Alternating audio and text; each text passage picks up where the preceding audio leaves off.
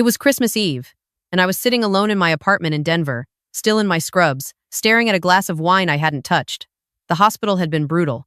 12 hours in the veterinary ICU, 2 emergency surgeries back to back, a German shepherd with internal bleeding, and a cat that had swallowed a sewing needle. I saved them both. I always save them. That was what I did. I saved things. Then my phone buzzed. Not a text.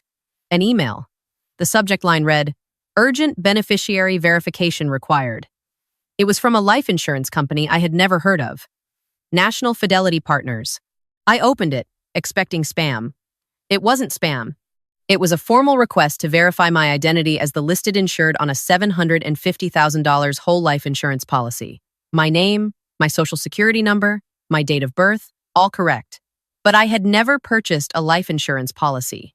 Not once in my 29 years on this earth, and certainly not one worth $750,000. My stomach dropped, not because I was scared, because I already knew.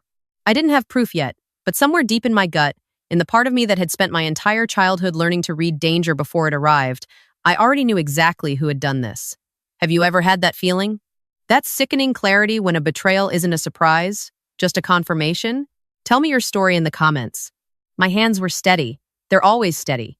You can't be a surgeon with shaking hands, not even a veterinary one. But my jaw was clenched so tight, I could feel my molars grinding. I set the phone down next to the wine glass and opened my laptop. I pulled up my credit report. I hadn't checked it in months. I'd been too busy, too tired, too focused on building the life I had clawed together since leaving home at 18. The report loaded. And there it was. Not just the life insurance policy. There were 2 credit cards I had never opened. A retail store account at a furniture chain in Houston, and a personal loan for $40,000 from an online lender, already 60 days past due. Total exposure across all the fraudulent accounts, just over $120,000. My name, my social, my mother's handiwork. I didn't cry. I want to be clear about that. I sat there in my dark apartment with the Christmas lights from the building across the street blinking red and green through my window, and I felt something much worse than tears. I felt the final thread snap. The last invisible wire connecting me to the woman who gave birth to me, the woman I had spent my entire adult life trying to love from a safe distance, it just broke. Clean. Silent. Like a suture dissolving on schedule. Let me back up. Because you need to understand the history to understand why a $750,000 life insurance policy wasn't just fraud. It was the logical conclusion of everything my mother had ever done. My name is Elena. I'm 29. I'm a veterinary surgeon at a specialty animal hospital in Denver. I am very good at what I do. I graduated top of my class at Colorado State. I completed a surgical residency that made medical school look like summer camp. I work 60-hour weeks. I drive a 10-year-old Honda. I live in a 1-bedroom apartment that I can barely afford because I'm still paying off student loans. And for the last 11 years, since I left home the day after my 18th birthday, I have been the unofficial financial safety net for my mother, Patricia, and my older sister, Stacy. My mother is a performer, not on a stage. In life, she performs the role of a devoted mother, a struggling widow, a pillar of her church community in suburban Houston. She wears the right clothes. She says the right things. She volunteers at the food bank every Thanksgiving, not because she cares about hungry people, but because the pastor's wife organizes it, and Patricia needs that woman to think she's a saint.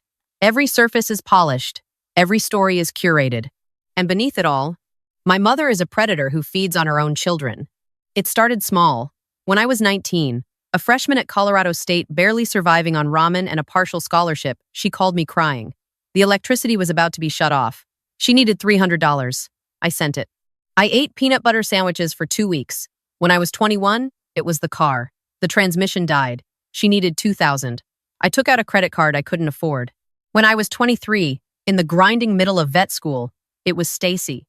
My sister needed bail money. Shoplifting. Patricia called me, not Stacy. Because Patricia never called Stacy for money. Stacy was the favorite. Stacy was the one who stayed. Stacy was the one who told Patricia she was beautiful and right and perfect. And I was the one who paid. By the time I finished my residency, I had given my mother and sister a combined total of over $85,000. I tracked it once, on a Sunday night when I couldn't sleep. I went through my bank statements year by year and added it all up. $85,000. Rent payments. Car repairs. Stacy's DUI lawyer. Stacy's second DUI lawyer. Patricia's credit card minimums. A roof repair on the house that Patricia swore was about to cave in. A medical bill Patricia swore would send her to collections. Every single time it was an emergency. Every single time there was crying. And every single time I paid. Because that's what the capable daughter does. She pays. Not because she's generous, because she learned at age 7 that love in this family is transactional, and the price of belonging is whatever they decide to charge. And now, sitting in my apartment on Christmas Eve, I was staring at $120,000 in fraud and a life insurance policy that meant my mother had literally decided I was worth more to her with a price tag than as a person. She hadn't just stolen my identity. She had monetized my existence. I didn't call Patricia. I didn't text Stacy. I called Diane. Diane is not a family lawyer. Diane is the kind of attorney you hire when you find out someone has been running a small-scale identity theft operation using your social security number. She's a former federal prosecutor. She handles fraud. She picked up on the third ring. "Diane," I said. "It's Elena. It's Christmas Eve," she said. "I know. I need help." I told her everything. The life insurance policy, the credit cards, the personal loan, the $120,000. She was quiet for a long time. Then she said the thing I was afraid she would say. "Elena, the life insurance policy is the most concerning part." "Why?" I asked, even though I already knew. "Because you're the insured," she said, "not the beneficiary.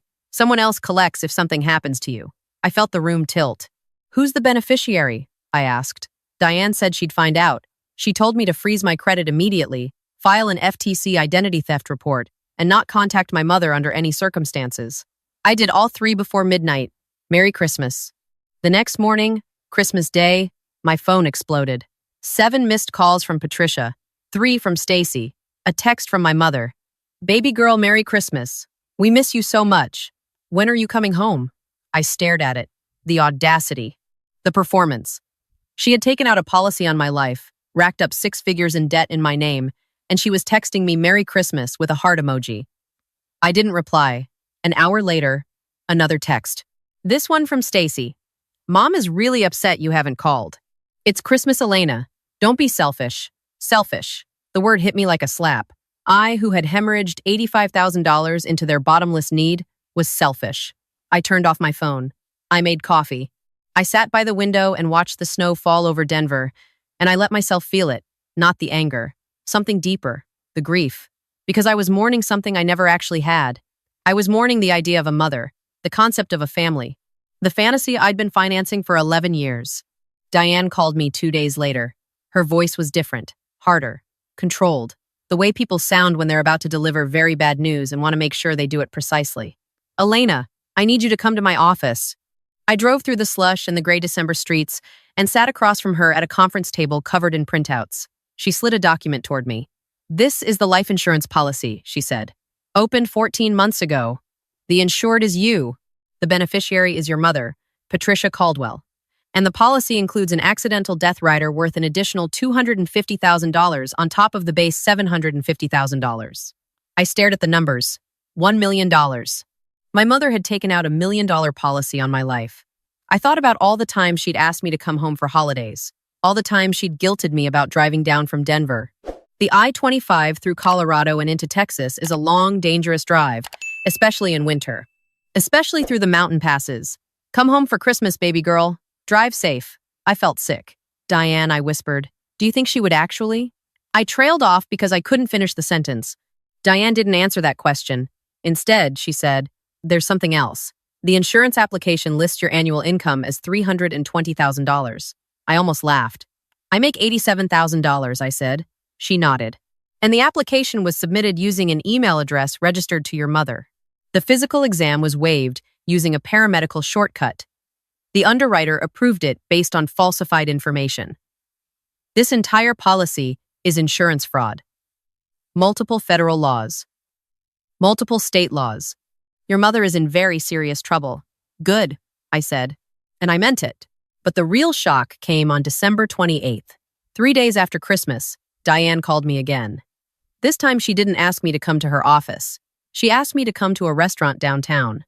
"There's someone you need to meet," she said. I walked into the restaurant. It was quiet, the post-holiday lull. Diane was at a corner booth, and sitting across from her was a man I didn't recognize. He was in his early 60s, silver-haired, wearing a simple navy blazer and reading glasses pushed up on his forehead. He looked like a college professor. He stood up when he saw me. He didn't smile. He didn't extend his hand. He just looked at me with an expression I can only describe as recognition, like he'd been waiting. "Elena," Diane said, "this is Robert, your father's brother." I stopped walking. "My father didn't have a brother," I said. But even as the words left my mouth, they sounded rehearsed. Because they were. That was the line. My father's family abandoned him. That was the story Patricia told. My father, David, died when I was 4. Brain aneurysm. Gone in an instant. And according to Patricia, his family wanted nothing to do with us. They were cold people. Selfish people. They didn't even come to the funeral. I grew up believing I had no one on my father's side. No grandparents, no aunts, no uncles, no one. Robert sat back down. He looked at Diane, then at me. "Please sit," he said.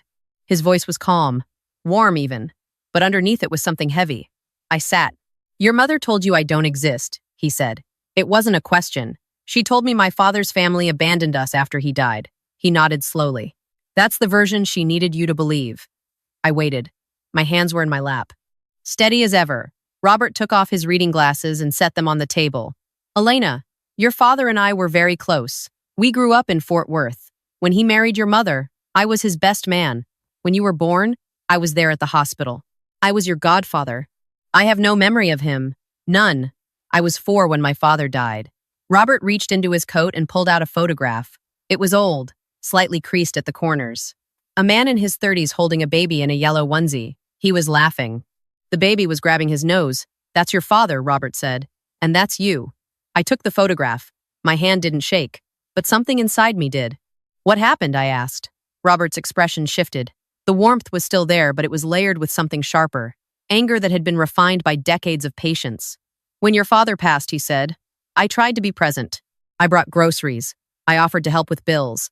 I set up a college fund for you with $50,000 of my own money. I wanted to make sure you'd have a chance." He paused. "Your mother accepted the help for about 6 months. Then she told me I was no longer welcome. She said I was a reminder of David and it was too painful. She asked me to leave, and she told me if I tried to contact you, she would file a restraining order and tell the church I had behaved inappropriately around you." I felt the blood drain from my face. "She threatened to accuse you of." He held up his hand. "She did more than threaten. She called my employer. I was a financial planner. She told them I had a history of inappropriate behavior with children. I was fired within the week. It took me 2 years and every dollar in my savings to clear my name.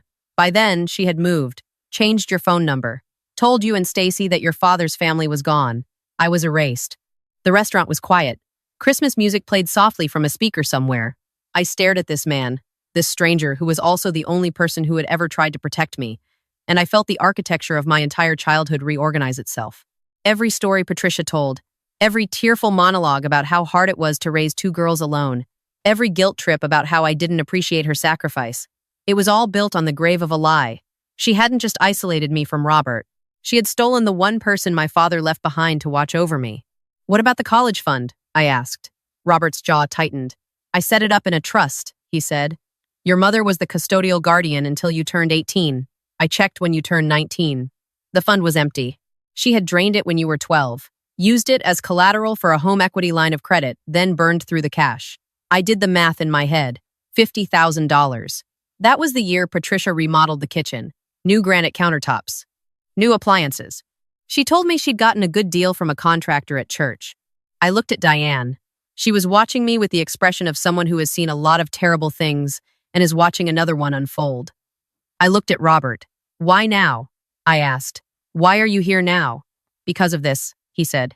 He reached into his briefcase and pulled out a thick manila folder. He slid it across the table. Inside were bank statements, printed emails, and a single document that made my vision narrow to a point. It was a copy of the life insurance policy, the same one Diane had shown me, but Robert's copy had something extra. A handwritten note in the margin, in my mother's handwriting. "R can verify income if needed." Patricia had tried to use Robert. She had contacted him, pretending to reconnect after 25 years, and asked him to serve as a financial reference for her daughter's insurance application. She didn't know that Robert, the financial planner she had tried to destroy, had spent 2 decades quietly monitoring her. Not out of revenge, out of duty, a promise he made to my father. "She asked me to confirm your income," Robert said. That's when I knew she was doing something with your identity. I hired a private investigator. We found the credit cards, the loan, and then the insurance policy, and the beneficiary clause. He looked at me. Elena, I have documented every fraudulent account, every forged application, every dollar she has stolen from you, going back to the college fund. I have 25 years of evidence, and Diane has reviewed all of it. I looked at the folder. It was heavy in my hands. This isn't a family dispute, I said. This is a criminal case. Yes, Diane said. It is. The next 3 weeks were a hurricane of legal filings. Diane's team moved fast. They filed a comprehensive identity theft complaint with the FTC. They reported the insurance fraud to the Texas Department of Insurance and the National Insurance Crime Bureau. They filed a police report in Houston. They sent cease and desist letters to every creditor holding a fraudulent account in my name. And they prepared a civil lawsuit against Patricia Caldwell for fraud, identity theft, forgery, and intentional infliction of emotional distress.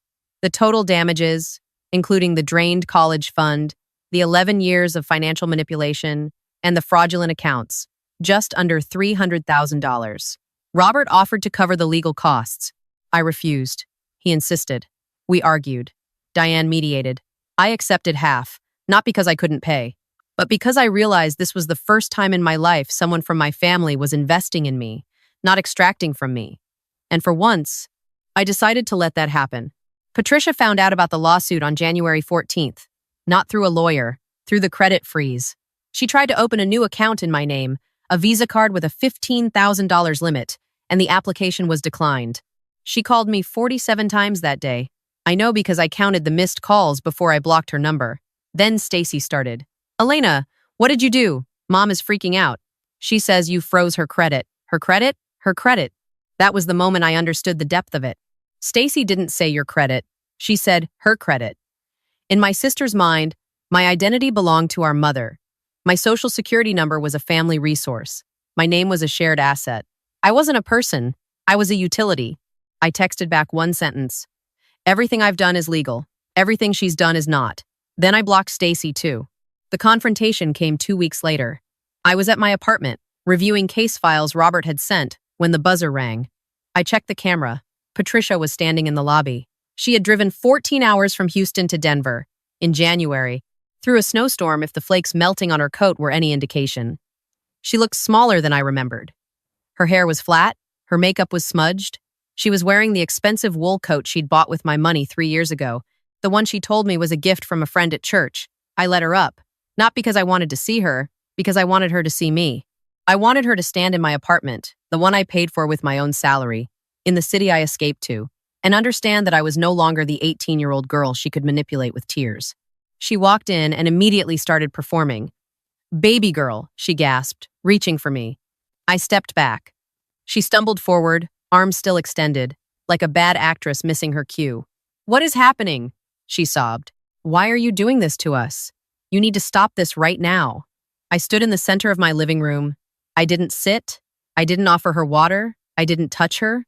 I let her sob. When the first wave of performance exhausted itself, I spoke. "You opened a $750,000 life insurance policy on me without my knowledge or consent," I said. "You listed yourself as the beneficiary with an accidental death rider worth an additional $250,000. You opened 2 credit cards, a retail account, and a personal loan in my name totaling over $120,000. You drained a $50,000 college fund my Uncle Robert set up for me when I was an infant. And you spent 25 years telling me he didn't exist." The room was very quiet. The snow was falling outside. The only sound was the hum of the refrigerator. Patricia's face went through a sequence I had seen 1,000 times. Shock. Then calculation. Then the pivot. "That man is a liar," she hissed. "Robert is dangerous. He's been stalking us. He's trying to destroy this family. I have documentation, Patricia." I said it flatly. The way I deliver a prognosis to a pet owner when the news is bad. Every account. Every forged application. Every withdrawal from the college fund. Your handwriting on the insurance application. She changed masks again, this time to the martyr. "Everything I did was for this family," she said, her voice cracking. "You don't understand the sacrifices I made. After your father died, I had nothing. Nothing. I gave you everything. You gave me nothing," I said. "Robert gave me a college fund. You stole it. I gave myself an education. I gave myself a career. I gave you $85,000 over 11 years, and you repaid me by taking out $1 million policy on my life. Her face crumbled, not from guilt, from the realization that the performance wasn't working. That for the first time, she was standing in front of someone who could see the stage machinery, the pulleys and the ropes and the painted backdrop, and none of it was impressive anymore. "You'll regret this," she whispered. The way she said it wasn't a warning. It was a curse, a witch in a fairy tale, stripped of her power, casting the only spell she had left. "I won't," I said, "because I already survived the worst thing you could do to me. I survived being your daughter. Get out of my apartment." She didn't move. She stood there, swaying slightly, her eyes darting around the room as if looking for something to grab onto, some lever she could pull to reverse this. There were no levers. There was just me, standing 5 feet away, as steady and immovable as I am in the operating room when an animal is crashing on the table, and the difference between life and death is whether my hands shake. My hands don't shake. She left. I closed the door behind her, locked the deadbolt, and walked to the window. I watched her cross the parking lot below, her expensive coat dark against the snow. She got into her car. She sat there for 10 minutes. I watched the exhaust curl into the cold air. Then she drove away. I pulled out my phone and opened my building security app. I went to the guest access list. I found her name. I pressed remove. Access revoked. The legal process took 3 months. Patricia hired a lawyer, a man named Craig, who wore a rumpled suit and tried to argue that this was a family misunderstanding, that Patricia was a grieving widow who had made some mistakes with paperwork, that she never intended to harm her daughter. Diane dismantled him. She presented the evidence methodically, surgically. Exhibit A, the forged insurance application with Patricia's handwriting confirmed by a forensic document examiner. Exhibit B, the fraudulent credit accounts, each one opened using Elena Caldwell's social security number and a fake email address registered to Patricia's IP address. Exhibit C, bank records showing the systematic drainage of the college fund, converted to a home equity line and spent on renovations, furniture, and a car.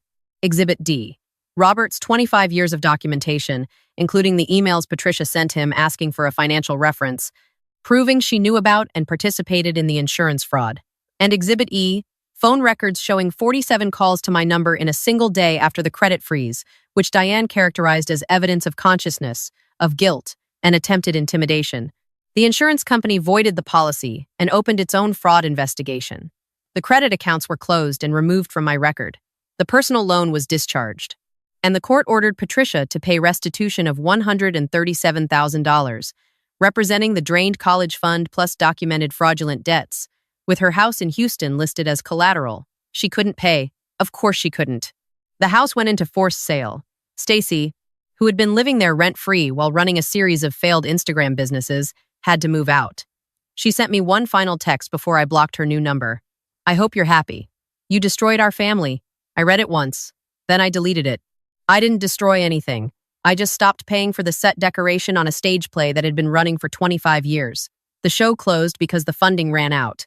That's not destruction. That's economics. Robert met me for dinner the week after the case concluded. We went to a small Italian place near my apartment. He ordered a bottle of wine that I suspected cost more than my daily take-home pay. He didn't gloat. He didn't say, "I told you so." He just sat across from me, this quiet, silver-haired man who had kept a promise to his dead brother for a quarter century, and he raised his glass. "To David," he said. "Your father would be proud of you." I raised my glass. I didn't cry. But I came close. Closer than I had in years. We talked for 3 hours that night. He told me stories about my father that I had never heard, how David used to build model airplanes in the garage, how he volunteered at the animal shelter every weekend, which is probably where I got it from, how he laughed so loud the neighbors could hear him. I had no memories of my father. I was 4 when he died. But that night, Robert gave me something Patricia had stolen, along with everything else. He gave me my father back.